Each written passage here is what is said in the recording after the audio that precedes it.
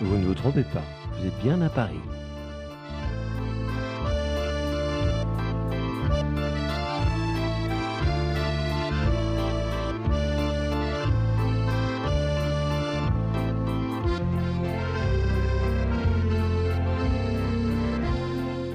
La Tour Eiffel commença sa vie en 1887.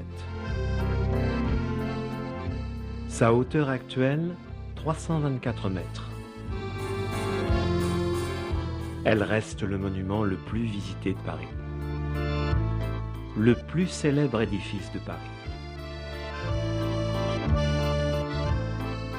L'ingénieur Gustave Eiffel, qui en dessina les plans pour l'exposition universelle de 1889, ne s'imaginait pas que des millions de visiteurs du monde entier allaient admirer son œuvre pendant des décennies et peut-être des siècles.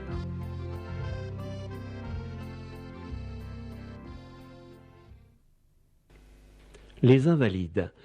Sa construction fut décidée par le roi Louis XIV afin d'y hospitaliser les soldats blessés. Les restes de Napoléon reposent dans la crypte du bâtiment.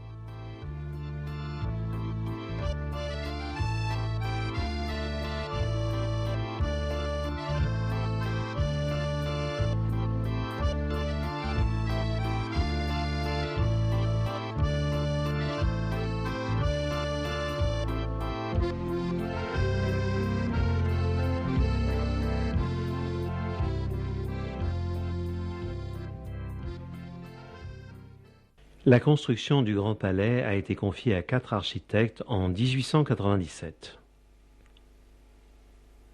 La grande voûte métallique pèse 9000 tonnes, soit plus que la Tour Eiffel. Le verre est omniprésent et donne une superbe clarté à l'ensemble. Le Grand Palais a accueilli divers salons commerciaux, foires de Paris, salons de l'auto et artistiques. Le bâtiment est classé monument historique. Ce lieu n'est-il pas l'endroit idéal pour les artistes et les amoureux ?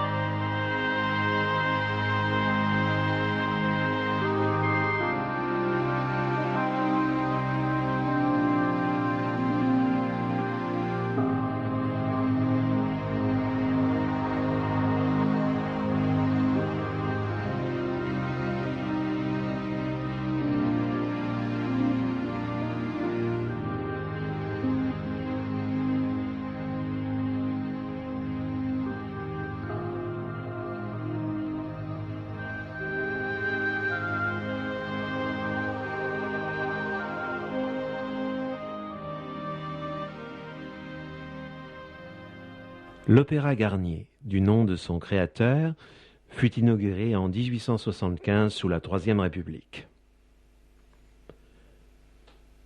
C'est ici que Gaston Leroux situa l'action de son roman Le fantôme de l'opéra.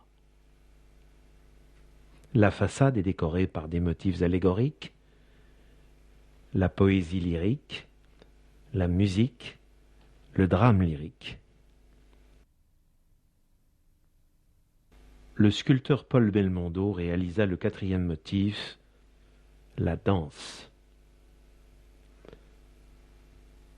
On y interprète les plus grands opéras de Puccini, Mozart, Verdi, Monteverdi, Tchaïkovski et tant d'autres.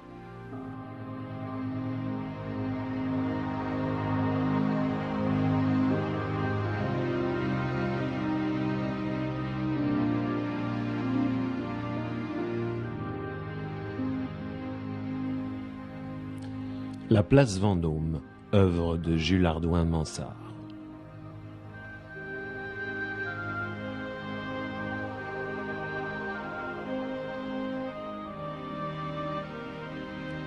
À l'origine, elle était destinée à recevoir la statue du roi Louis XIV. Mais c'est Napoléon qui fit ériger la sienne.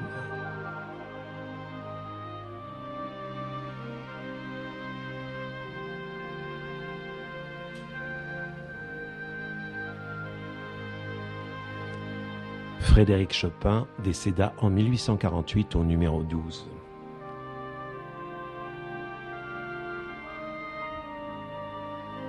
César Ritz inaugura son célèbre hôtel au début du XXe siècle.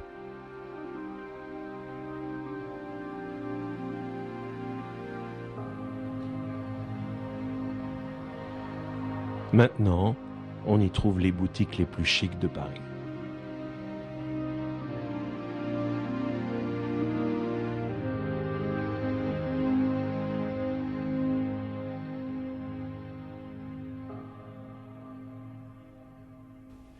L'église Sainte-Marie-Madeleine ressemble à un temple grec. Sa construction débuta en 1764 puis fut interrompue. Napoléon ordonna de poursuivre la construction et fit modifier les plans en temple de la gloire. Ce choix décida de l'aspect actuel du monument entièrement entouré de colonnes corinthiennes. Ce bâtiment a donc l'aspect extérieur d'un temple et l'aspect intérieur d'une église.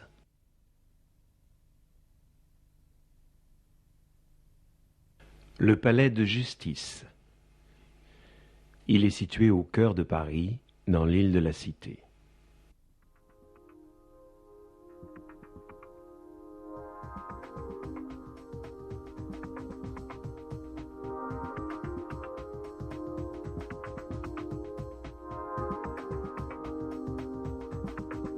Juste à côté, le marché aux fleurs où aiment se promener les amoureux de la capitale.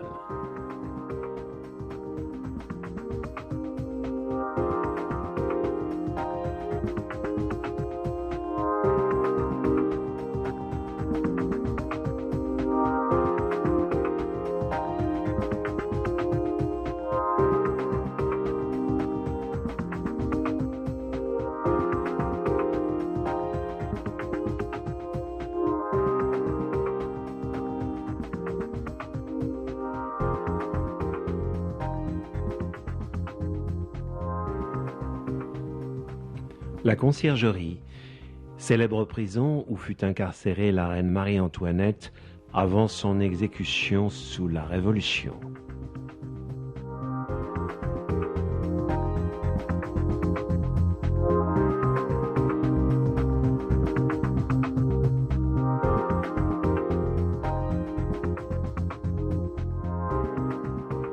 Autrefois, Paris était simplement une île au milieu de la Seine.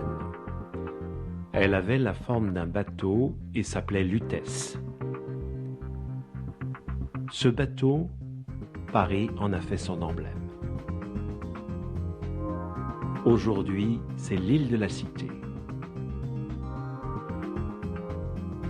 Dès l'an 250 avant Jésus-Christ, la Seine est parcourue par de très nombreux bateaux qui approvisionnent la ville.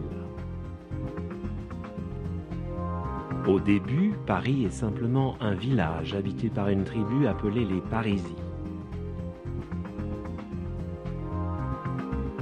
Paris fut conquise par les Romains en l'an 52 avant Jésus-Christ. La colonie romaine s'installa dans l'île et déborda bientôt sur la rive gauche de la Seine. Puis les Francs succédèrent aux Romains et donnèrent à la ville le nom de Paris. Ils en firent la capitale du royaume. Actuellement, 36 ponts relient l'île de la Cité à Paris.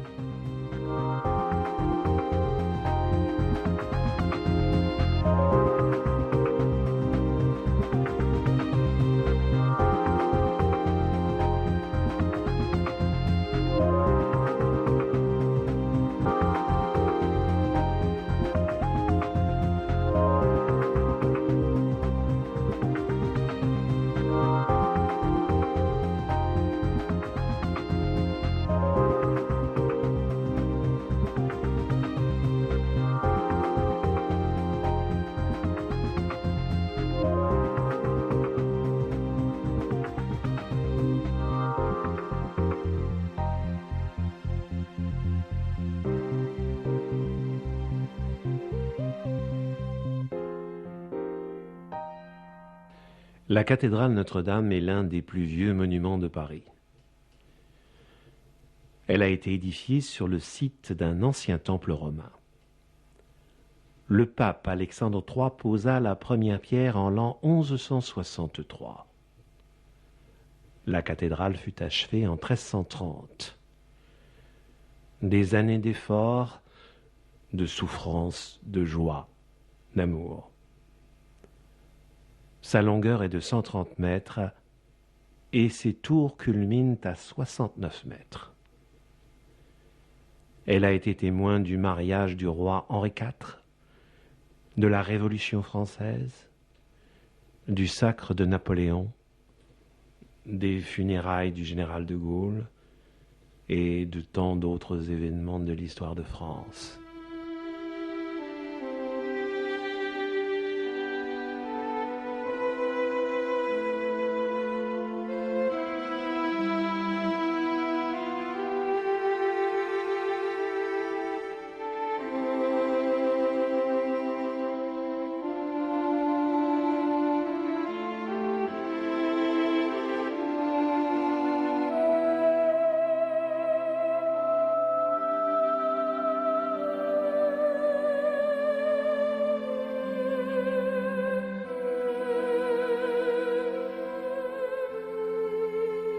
Sainte Geneviève, la sainte patronne de la ville, veille sur Paris.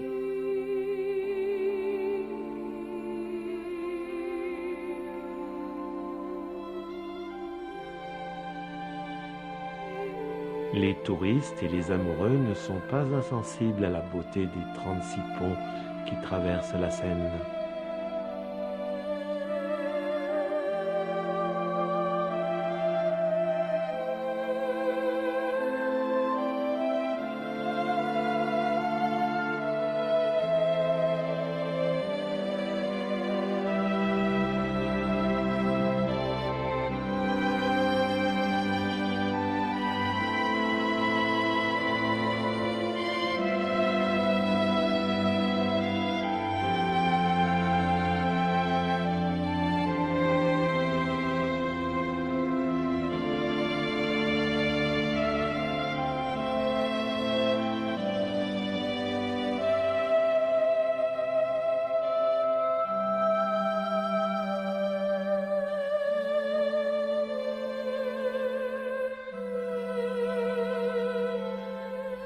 Et voici le pont Neuf, qui malgré son nom, est le plus vieux pont de Paris.